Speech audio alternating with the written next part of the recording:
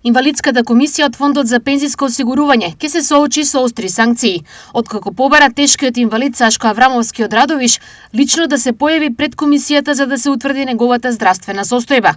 Сашко од блиски на раце мораше да биде носен, пошто прикажаното видео во јавноста предизвика огромен револт. Ова што се случи со Сашко е недопустливо и нема да се повтори. Комисијата морала да замене кај Сашко дома, но и кај други граѓани кои се неподвижни или тешко подвижни. Надвор од памет е тие да бидат малтретирани, за членовите од комисијата да седат во канцеларии. Велат од Фондот за телевизија Стар.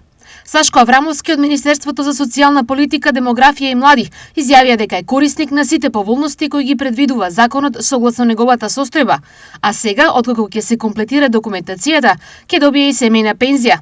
Тој е инвалид од својата 5-та година, а во меѓувреме парични средства добива и неговата мајка.